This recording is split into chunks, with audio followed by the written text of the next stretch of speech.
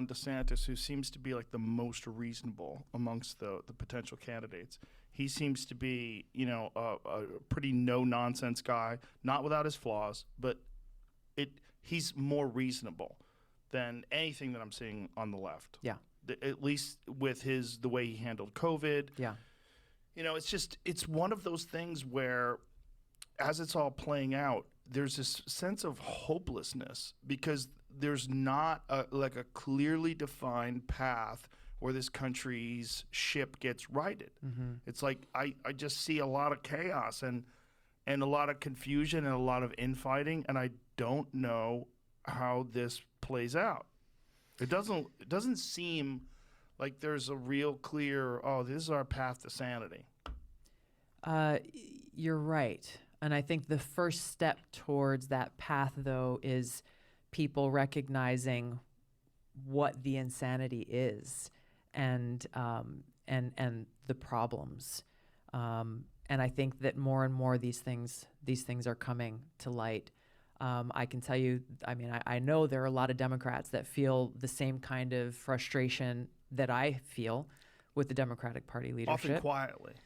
Yes. Yeah, there's a lot of quiet disagreement where people are just like, I'm not voting for Trump, but what the fuck are we doing? Right. And I think there's that in the Republican Party as well. Yeah. And so I think that creates opportunity for us as a country to get out of just this two-party system mindset and this mindset of fear that drives so many of the elections, where instead of saying like, hey, I'm running for president because this is how I'm offering to lead the country. This is how I'm offering to serve the country. Here are the things that I'll do. Instead of that, we are kind of relegated to, hey, vote for me or vote for my party because the other guy's the devil. Right.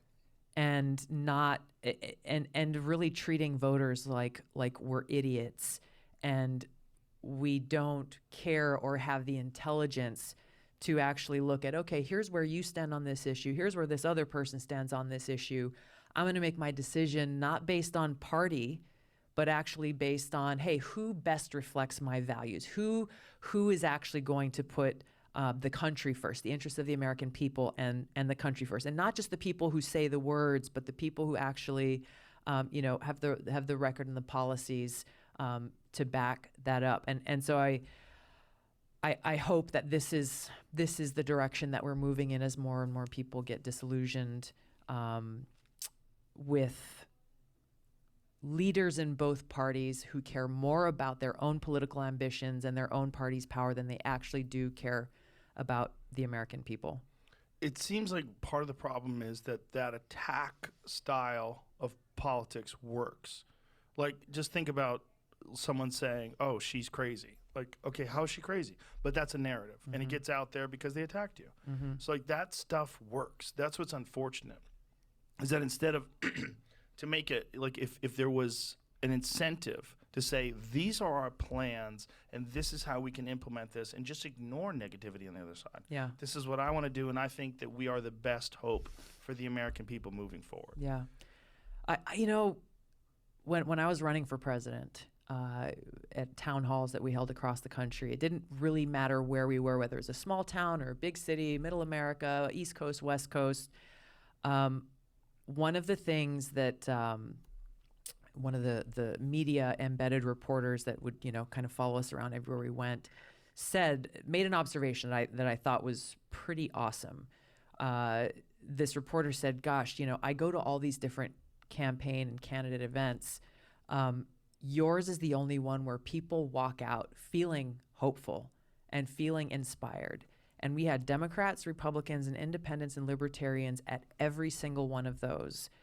And it was because we talked about different issues. We talked about, the threat of nuclear war. We talked about this new Cold War, the dangers of continuing down this path. We talked about things education. We talked about how we actually talked about these things. Most days, I never brought up Trump. Because why? I'm running and I'm asking you, hey, let me have the opportunity to serve you, and here's what we will do. Whereas with these other candidates, these other Democrat candidates who are running, people left angry. People left angry, and that was their only goal, was like, hey, how many lines against Trump can we use that we know are going to piss people off and motivate them through anger and fear rather than through hope and inspiration for what we can do together as a country. That's the direction that we need